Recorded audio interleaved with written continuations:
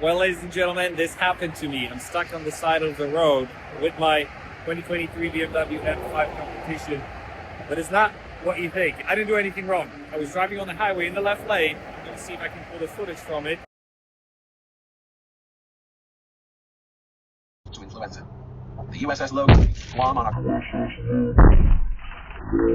October 26th. Nearly 95% of American sailors ashore caught the disease, but only a single sailor died. The same virus killed almost 5% of the entire native population in a few weeks.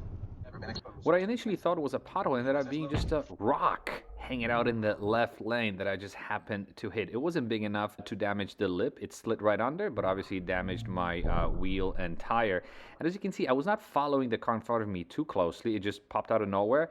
But as soon as I hit it, I knew that I had to pull over, so I reacted very quickly. And you can see on the right-hand side, the person pulled over, happened to hit the same rock, and also was stuck on the side fixing the tire. And you can see I actually split the rock in half. That's how strong the impact was, and that actually pickup truck ended up hitting that as well, but obviously pickup trucks have bigger tires, so no issues there. I immediately pulled over to the side to assess the damage and obviously wait for help. I called my insurance company. I have towing through Geico, so hopefully they'll come. I got an estimate they should be here in an hour. In the meantime, I'm waiting here on the side of the road. I'm waiting on the inside of the barrier just in case. I'm sitting here at a banked turn, and it's a blind turn, so if someone's passing in the right lane, they might hit me. Obviously, I lost air pretty much instantly. I'm trying to see where the point of impact is. Luckily, these wheels are forged, so hopefully they did not crack. Maybe they cracked on the inside. Who knows? Who knows? But the bumper seems to be intact. Luckily, I just hit the front. The rear still seems to be fine. But again, loss of air pretty much instantly. It looks like I'm getting a visit from a police officer. Alright, so, quick update. Police officer showed up just to check in on me. And my flatbed showed up, yeah, woohoo! And we're back at TLG HQ. The car traveled on top of a flatbed.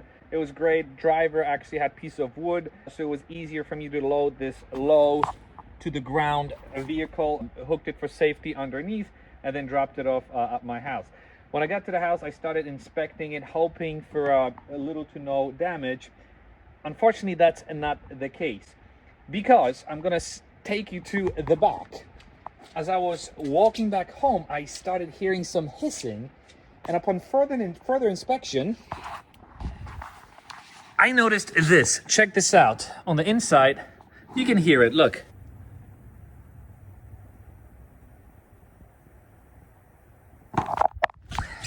So not only did we kill the front tire and most likely the wheel, the rear wheel is also damaged. There's a dent in there, and hopefully the tire is fine.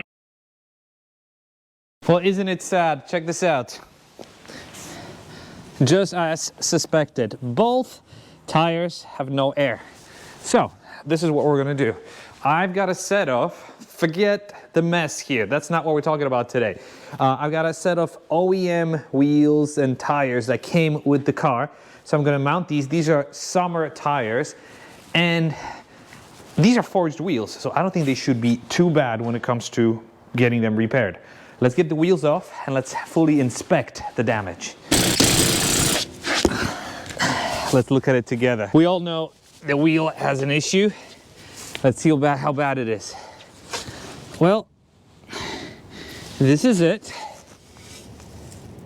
So, okay, this is a scratch. I have a feeling it hit the caliper, and this is the wheel. So the cracking here, this is the paint. I had the wheels coated, but from what I'm seeing, the only damage is actually to the paint. So I'm hoping these can be repaired. Of course, I'm gonna have to have them stripped down to inspect for any cracks or anything, but I think these could be by all means repaired. Let's see What about the tire? Did the tire survive? The tire appears to be fine. Again, I don't know if there's going to be an issue with balancing these tires. We definitely will have to road force balance them. But because, you know, these are brand new tires, a couple of thousand, maybe 3,000-4,000 miles on them. So not much, but you can definitely see the point of impact.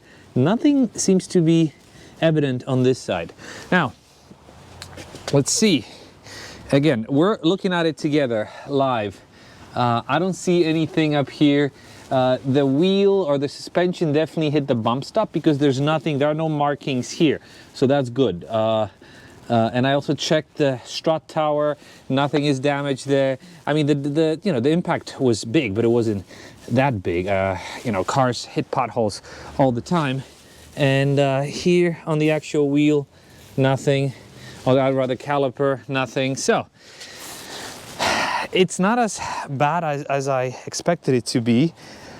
I believe we can repair this, but now let's check out the back. First time seeing here, just like on the other side, there's definitely a bend on here. Look at this. This is from the cement roadway, because this was, the road was made out of cement. Hopefully the tires are fine. The wheel itself, so there's no paint flaking on this side, which is good.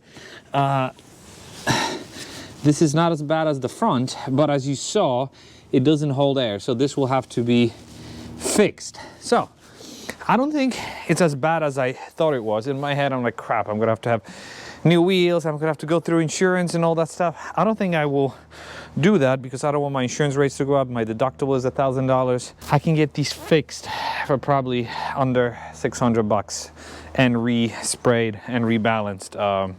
So let's see, but now let's put the summer wheels with summer tires back on. And what I think I'm gonna do actually is, on my original set of wheels, I'm gonna put the all-season tires so I can run those during the winter and during crappy conditions. And these nice wheels I'm gonna save for the summer, and I'm gonna get a proper set of Michelin high-performance summer tires, because the Pirellis that are on those are absolute garbage. And just a couple of minutes later, the wheels are on.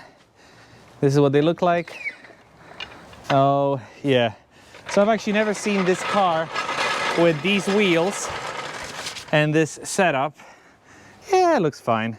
Yeah, obviously these wheels are a lot better, but this doesn't look too bad. As you can see, with these crappy New Jersey roads, as much as I would love to get a set of 21-inch wheels, it's just not gonna happen. But these wheels will have to get fixed. Oh, they look so nice. But anyways, let me know if you have any ideas on what I should do differently and whatnot. Another thing that kind of bugs me is, what do I do when I go on these long trips? We drive this car to Vermont during the winter with the family. What happens when something like that happens when I'm 300, 400 miles away from home? What do we do then? Do they tow me to my house? I have no clue. Which kind of, you know, should I trade this car for like a bigger truck or an SUV? I don't know. I love this car. I absolutely love it. But sometimes I wonder if my lifestyle begs for something slightly different. I was actually parked next to an Ineos Grenadier, and I really liked it. Imagine having an Ineos here. Said, you know, BMW engine, so I wouldn't be straying too far from BMW's family. But let me know. Let me know what you would do in my situation. Obviously, I've got my 911. I've got this for the family and stuff, for family trips. But do I get something else instead of this? I don't know. But I do love this car. As, you know, this is not the car's fault. This is New Jersey's fault. I do love it. But let me know what you would do in my situation. Thanks for watching. I'll see you in the next video. Bye.